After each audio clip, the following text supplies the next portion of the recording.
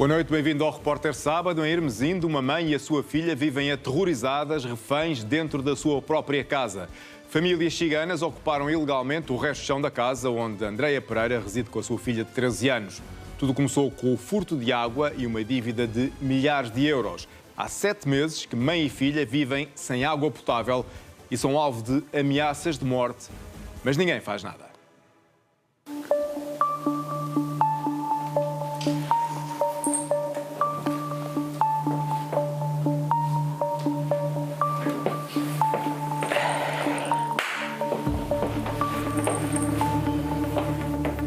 Quer fazer uma pausa? Não, tudo bem. Eu sei que isto é difícil, mas é importante para si falar sobre isto.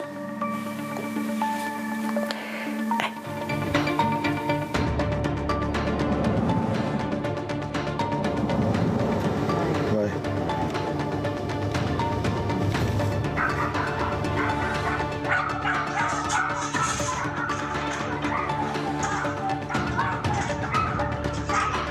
Batem-me à porta e diz, nós vamos fazer o que tem que ser feito. Se eu estava com o telefone na mão, eu fiquei completamente trêmula a ver aquele aglomerado de gente na minha entrada da casa.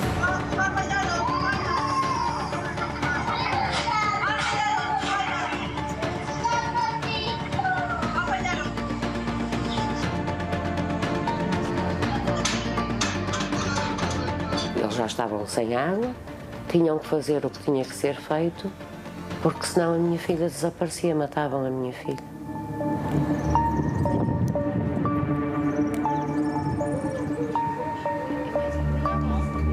Eu lembro-me de ligar à polícia, não havia ninguém nas esquadras, querem Águas Santas, querem Hermesinde. E o agente que me atendeu ao telefone disse para eu tomar um calmante, para eu tomar um Xanax e ir dormir.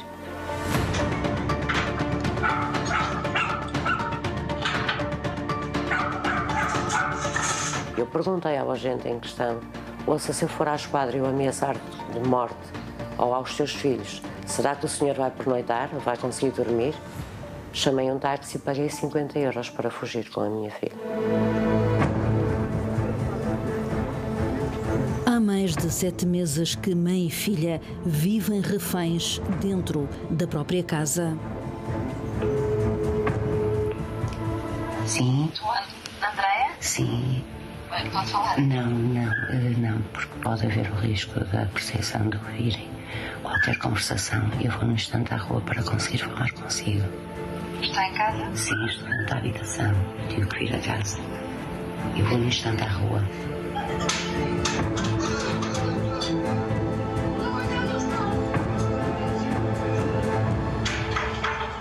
Eu vivo aterrorizada de medo. Eu te mato, eu te esfaqueio. O que é isto? Isto não é normal. Anjo da guarda, minha companhia, guardai a minha alma de noite e de dia. Ameaçaram a minha mãe e a mim a dizer que eu iria aparecer morta, e isso realmente deixou-me muito desconfortável pelas formas que eles disseram e pela ameaça em si. Estamos em Hermesinde. É neste primeiro andar que Andreia Pereira vive com a filha Laís. O resto de chão e a cave estão agora ocupados por várias famílias de etnia cigana. Quantas pessoas é que já chegou a ver lá em casa? 30, 40, muitas. Muitas, sem ao ponto não sabemos quem é quem. Foram chegando e foram ocupando ilegalmente esta casa. O pátio onde Laís costumava brincar está agora transformado nesta lixeira a céu aberto. As imagens impressionam. Este cão vive acorrentado no meio do lixo que se vai acumulando todos os dias. Não se dá quase para ir para a Marquise, que é onde está mais perto do lixo, por causa do cheiro, dos ratos. Nós às vezes tem ratazanas ali e às vezes até dá nojo elas subirem para cima, porque até nem sabemos se elas podem subir. Reconhece a sua casa neste estado? Eu não conheço porquê. Onde mora a Andréia é aqui em cima, e aqui embaixo é onde eu sou neste caso. Pronto. Isto é a situação da sua casa. Isto não é horrível? Isto é um desgraçado de um cão. E não está chocado com o que está a ver? Está uma Lógico, eu estou não nada satisfeito em ver isso, é normal, não é? Há crianças a brincarem no meio do lixo. E os pais não quererem saber e também ninguém fazer nada. Porquê que o senhor não fez ainda a caixa? Eu não fiz que eu não tenho vagar nem saúde para me desligar para lá. Mas o senhor não os quer lá. Claro que ninguém quer aquela gente lá, naquele género, lá nenhum, não é? Aos poucos foram tomando de assalto a vida de uma mãe e filha que há muito se limitam a sobreviver. Como veem, não temos água. Está ligado, desligo, está ligado, não temos água potável por uma dívida que não é nossa. Aqui acho que ainda tem alguma água na canalização, parada desde 13 de novembro. Há 7 meses que vivem sem água potável em casa. Em setembro, no dia da apresentação da escola da Lei, da menina, eu recebo 3 cartas de uma vez só, 5.000, 3.000, 4.000, contas astronómicas. Eu entro em pânico, achei que estava a ver mal e dirigi-me à junta de freguesia para pedir socorro. Passado uma semana, reunião com o senhor tesoureiro da junta de freguesia, o qual me explicou que os 1.100 metros cúbicos, que era quase como se eu tivesse ali uma piscina, quantas torneiras é que eu tinha? Eu disse, é impossível, eu tenho 4, 5 torneiras no máximo, eu não consumi tanta água. As cartas anteriores tinham sido desviadas pelos novos vizinhos e nessa altura já não tinha acesso ao contador da água instalado na zona agora ocupada pelos invasores.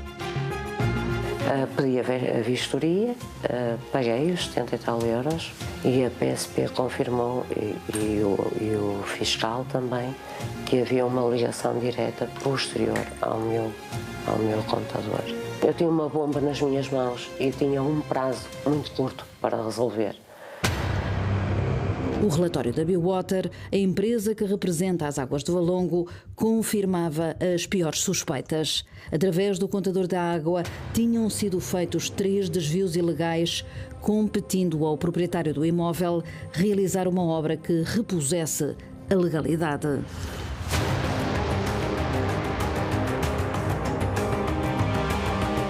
Não digo que não vou lá, porque agora não vou fazer feito a ninguém. Aqui não há heróis. Para cá, falta pessoas. Obrigado. Obrigado, bom dia.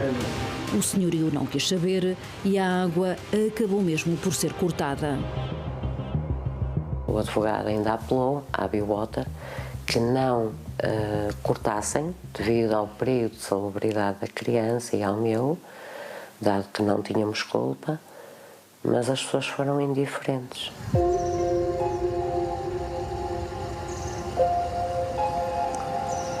Estamos numa situação destas e se parar para pensar, ninguém foi punido.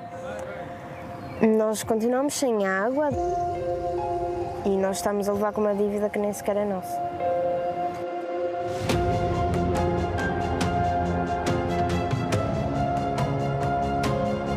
Eu cheguei a um ponto, eu já não sei quanto é que eu devo. Eu já se fez contas a 20.000, depois eram 8.000, depois já eram 15.000 e agora a última fatura que já do Tribunal da Injunção do Porto são 5.000 e tal euros. Ou seja, eu já não sei a quantas andam, em que é que ficamos.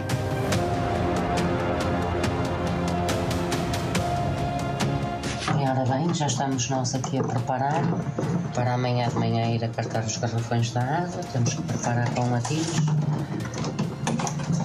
para termos a boleia para amanhã ir buscar a água.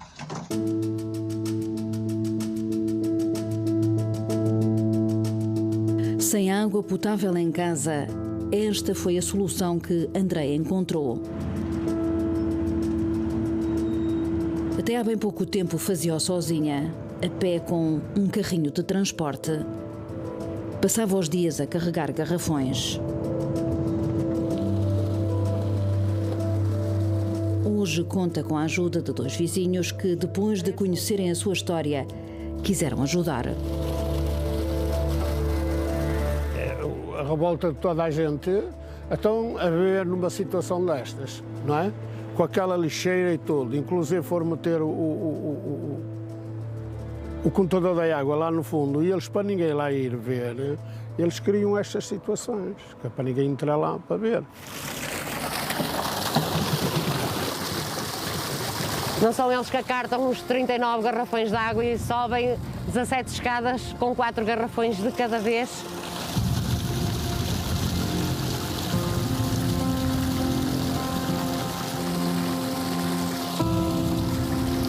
Não ficam assim, como nós ficamos, todos ensopados. Isto não é normal, isto é surreal. São 7 meses. Fazem agora no dia 11, precisamente 7 meses.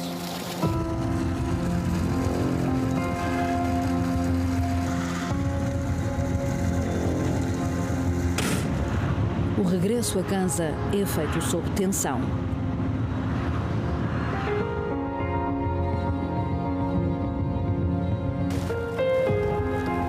Nunca se sabe se irão encontrar os invasores à porta de casa.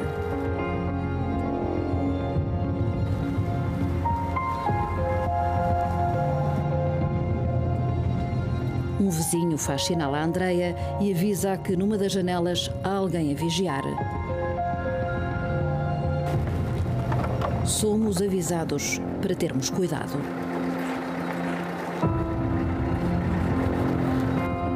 Bom dia! Já começa a ficar ofegante. Começa a ficar ofegante. Nunca os confrontou com o desvio que eles fizeram? Não. Por medo? Por medo. São violentos? São altamente violentos. Olha para isto, tudo sujo. As minhas escadas estão todas sujas.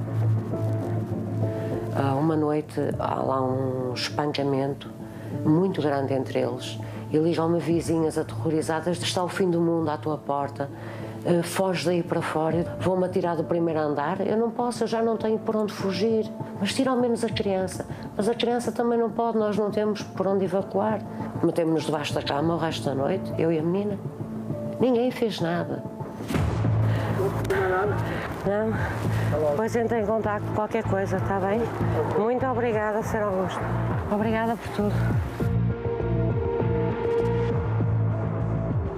Ao longo de várias semanas fomos pedindo a Andreia Pereira para nos enviar pequenos vídeos que ilustrassem as rotinas vividas dentro de casa, evitando desta forma que os invasores pudessem retaliar se soubessem que estávamos a preparar esta reportagem. Há 7 meses que mãe e filha vivem aterrorizadas perante a indiferença de quem já devia ter agido e não o fez. Sr. Presidente, Ana Leal, Canal Não. Há meses que esta história é conhecida de todos os protagonistas políticos. Uma reunião de executivo, eu sei que vocês estão a fazer o vosso trabalho, que é muito importante. Estamos a falar de uma mãe e de uma filha menor. Estamos a comemorar 51 anos. Mas o senhor não está preocupado com esta família que corre risco de vida? Estou muito preocupado. Peço-lhe desculpa, vou entrar agora para uma reunião de executivo, está bem? Muito obrigado.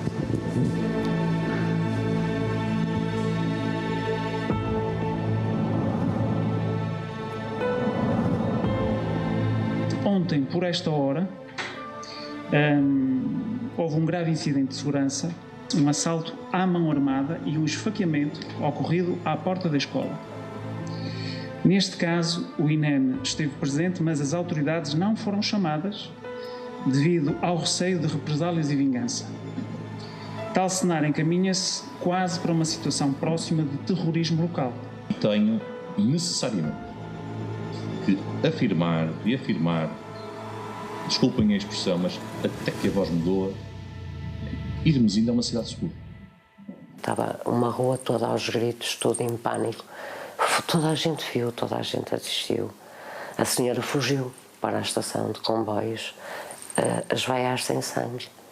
Foi horrível, eu estava com uma criança. Esse homem é uma das pessoas que vive lá ilegalmente por baixo de si. Exatamente. Jaime Azevedo foi a voz da denúncia em várias instâncias, depois dele próprio ter ficado chocado quando soube a história de Andreia Laís. A Assembleia mais recente foi agora no final de março. São muitos meses para estar à espera. A senhora já estava sem água em casa mais tempo do que isso. Já era do conhecimento destas entidades que isso era uma realidade e nada era feito. Já que estão todos aqui reunidos, como é que permitem que uma mãe e uma filha menor estejam há 7 meses sem água potável em casa e a serem ameaçadas de morte também já há esse tempo todo? Se quiser, no fim da reunião, podemos falar. Muito bem, fica à espera. Seguiu-se o Presidente da República, mas de nada serviu. Mas bati no muro, exatamente. Senti que não estava a ser feito nada de concreto. Ou se está, e foi isso que eu apelei ao Sr. Presidente da República, na pessoa da Casa Civil, neste caso, foi que me dissessem em que ponto está a situação. Que resposta é que teve? Que a Câmara Municipal iria ser contactada e que iria ter uma resposta. Mas até ao momento não tive uma resposta. Sr. Vice-Presidente. Olá. Olá, Ana Leal, como está? Sei que a Câmara já está a atuar. Não está a atuar. Esta mãe vive há 7 meses sem água, com uma menor, volto a repetir, e com ameaças constantes, ameaças de morte por parte destas famílias de etnia cigana que vivem por baixo. Mas se há ameaças, então tem que se chamar a polícia, não é? A polícia existe por isso mesmo, certo? Para proteger as pessoas, os cidadãos, e, portanto, certamente a polícia está a atuar. Em casa de Andreia Laís, a vida prossegue na clandestinidade. E vamos nós, mais uma vez, para o banho, as prestações. Primeiro os cabelos, e já está ali também a outra bacia, pronta, com a aguinha, para passar e enxaguar muito bem os cabelinhos. Princesa, vamos lá, e tem que ser uma de cada vez. Nós temos de tomar banho de bacia, como antigamente, temos de ter sempre muito cuidado se vamos sujar a roupa, se não vamos, porque depois vai ser mais dinheiro para pagar. Uma época até a minha mãe ficava a lavar a mão. Mas não têm noção do que é que a Laís chora sempre que se fala nas bacias. E ver um anjinho à minha frente com os olhinhos cheios de água, mamãe, não fales, até chegar ao momento, porque eu já me dói a alma só de saber que tenho que ir para as bacias.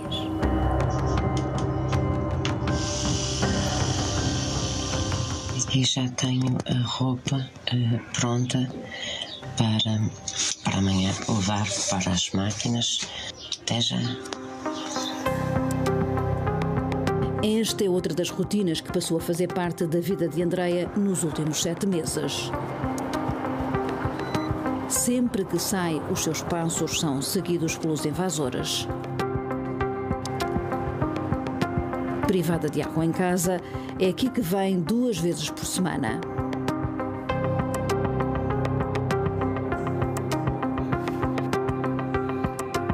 Mas só há dinheiro para lavar a roupa.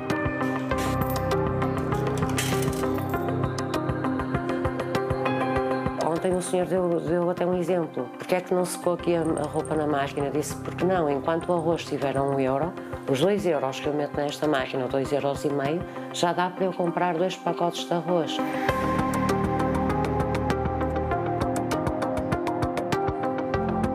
O regresso a casa é sempre feito de forma discreta. Hoje há muita movimentação no pátio e na rua. Andreia tenta passar despercebida. Não abrimos a porta a ninguém. Também se alguém nos vai visitar, as pessoas são maltratadas, por assim dizer, e então as pessoas desistiram de ir à nossa casa. Há uma semana terão insultado a diretora de Andreia da Yves Rocher. Tornou-se impossível trabalhar a partir de casa.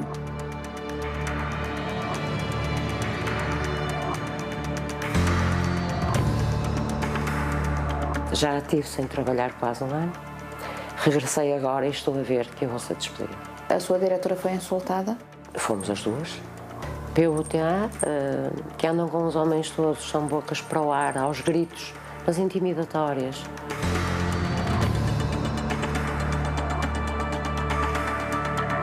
E à força toda queriam a minha internet. E porque tem que dar, e porque tem que dar, e porque tem que dar. E eu disse, eu não dou. Parte das pernas. Olha lá se me aparece com as pernas partidas.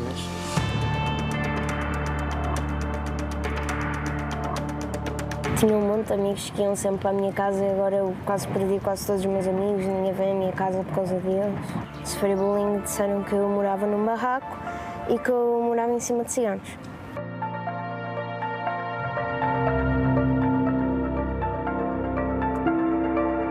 E é neste momento em que eu me sinto completamente frustrada como mãe, triste, e pergunto onde é que estão estas entidades todas a quem eu tanto pedi ajuda. E eu pergunto para debaixo da ponte com uma criança. Doutora Manuela Duarte, boa tarde. Quando é que há uma casa para esta família? Porque estamos a falar de uma família que corre perigo, que devia ser prioridade e que, pelos vistos, para a Câmara não é prioridade. Não, para a Câmara é prioridade, como são outras tantas prioridades. Temos muitas situações idênticas àquela, portanto... De pessoas que podem morrer porque estão a ser ameaçadas? Sim, porque estão a ser ameaçadas. Isso não há como fazer as coisas diferentes. Porque não é na habitação deles, não são os filhos deles. Está tudo bem. Nem o facto de haver uma menor torna esta situação prioridade? Não torna, não nos é fácil, por essa razão, ter uma casa para lhe dar. Não é por essa razão que vamos ter uma casa para lhe dar. Mas há ali uma criança que deixou de ter vida. Há aqui uma mãe que deixou de ter vida. A Luís não dorme aqui, dorme comigo. Mas há o quartinho dela, o escritório dela, era o movimento dela e o espaço onde poderia brincar. Está tudo encaixotado, como se pode ver. Eu ando a encaixotar, quer aqui, quer na marquise. Eu concorri a 330 habitações. 330. Encontrei a semana passada um T2 na área de Hermesinde. 1000 euros por mês. Pagava um mês, no mês seguinte eu era despejada, eu não tenho aqui qualquer margem. Andreia vive com 600 euros de uma reforma de invalidez de 65% depois de ter tido 2 AVCs aos 33 anos, 5 tromboses e 5 longos anos de recuperação. Eu não atribuo casas.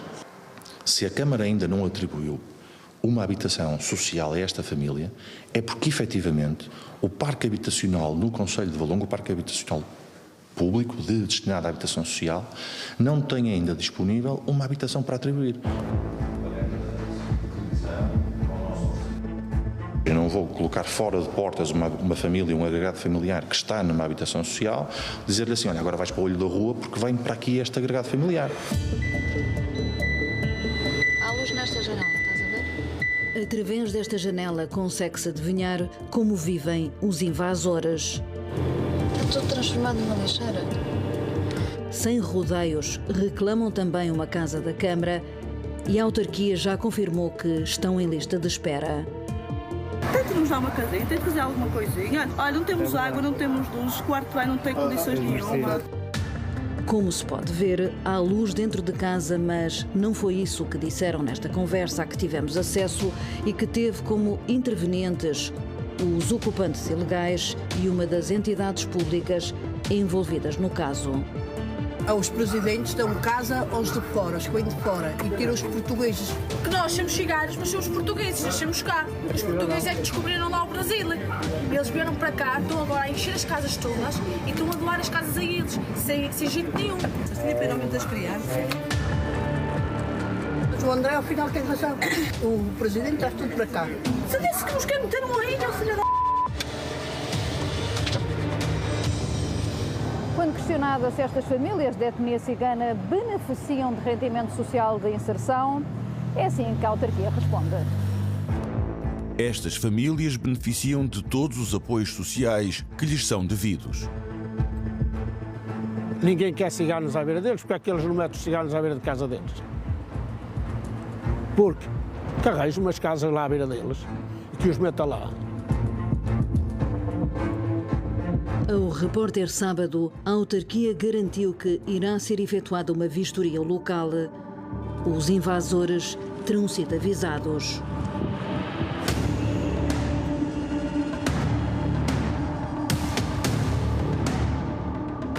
Tem sido assim dia e noite.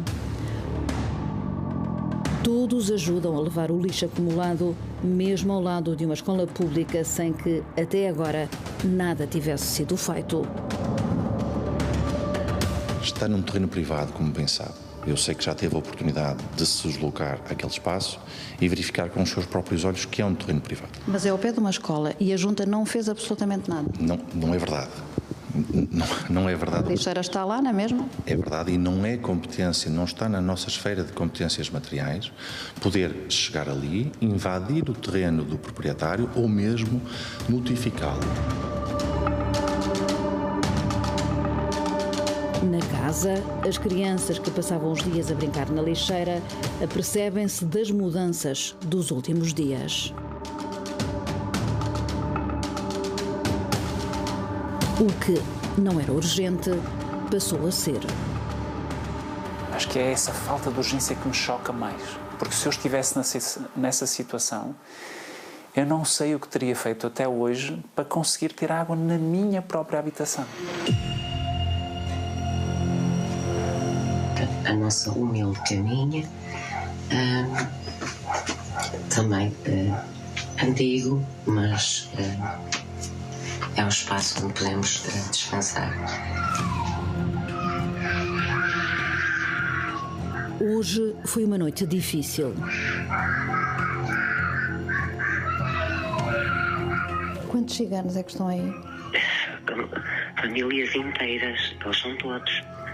10, 12, não sei precisar. Ouço coisas na minha janela, eles a mandarem objetos, não sei que tipo de objetos, à janela.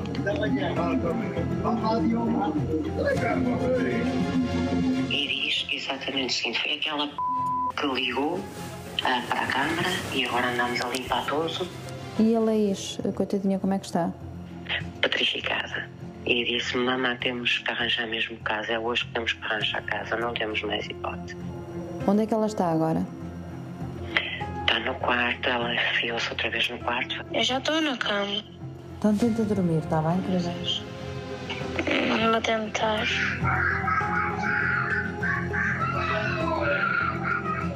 Isto é inacreditável, isto é surreal. Os quadros de armazém não têm agentes, não têm carros. Se houver alguma emergência também não têm como ajudar. Isto tem que acabar, isto tem que haver um fim. A polícia só foi para o local depois do Repórter Sábado ter ligado a denunciar a situação.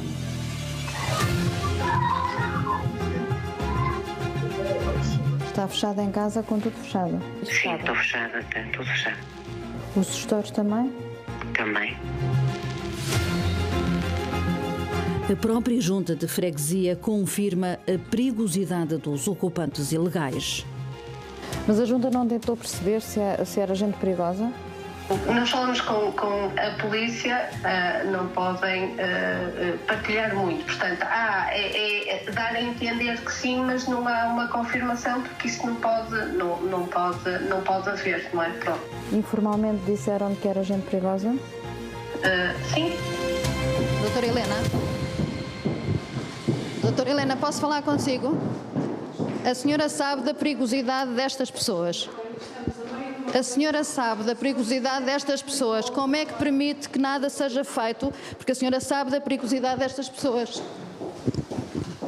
É um risco iminente. A qualquer momento pode acontecer alguma coisa. E uma certa desresponsabilização. Tirar água do capote não é a minha responsabilidade. Já está tudo a ser feito. Aguardamos uma ação judicial. É isso que se diz, que está nas mãos do Ministério Público. Mas neste interregno que não sabemos quanto tempo será, o que é que vai acontecer a esta família?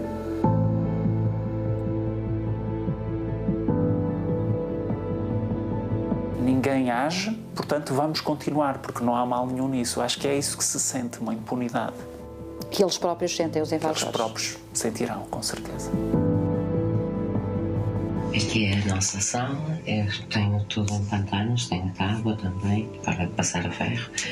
Como veem, continuo a ter caixas, eu vou sempre angariando caixas para que eu possa empacotar mais e mais e mais.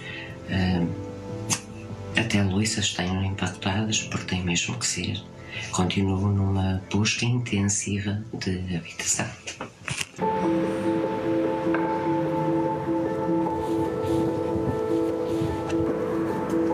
Eu senti isso ao longo destes 7 meses. Que ser reformado por invalidez e ter uma incapacidade é completamente inferior a ter rendimento mínimo. Ou seja, os rendimentos mínimos é que têm prioridade nos atendimentos. O certo é que têm soluções para as situações e eu, reformada, não tenho.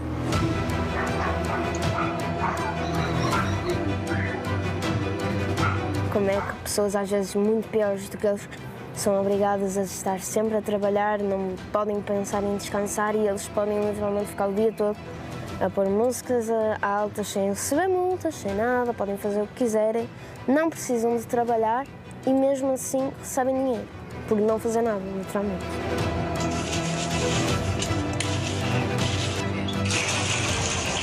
Enquanto o Estado português alimentar este tipo de situações, ao dia X é garantido, está tudo bem. O pior mesmo é alguém me matar, é o que falo, porque o resto já tudo aconteceu. Podem matar? Podem.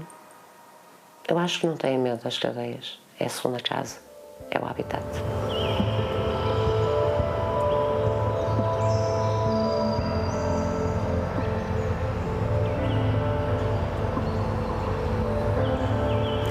Gostavas de dizer às pessoas que podem decidir alguma coisa sobre tudo isto? O que é que tu gostavas de dizer a essas pessoas? Eu acho que eu gostava de, não é dizer, e sim perguntar se eles não se sentem mal por alguém estar a passar isso tudo, eles saberem que podem fazer alguma coisa. Sim, não quero dizer nada, mas eu no lugar deles eu acho que eu importaria-me. Uma flor para outra flor.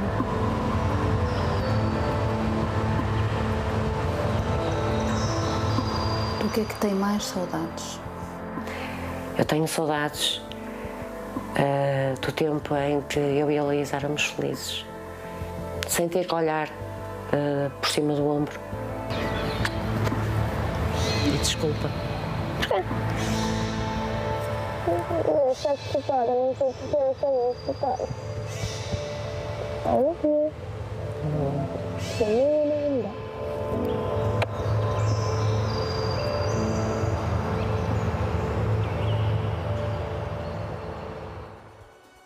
Termina aqui este Repórter Sábado. Obrigado por ter estado connosco. Já sabe que contamos consigo para continuarmos a investigar. Por isso, pode enviar-nos as suas denúncias e sugestões para o e-mail investigacau@sabado.pt.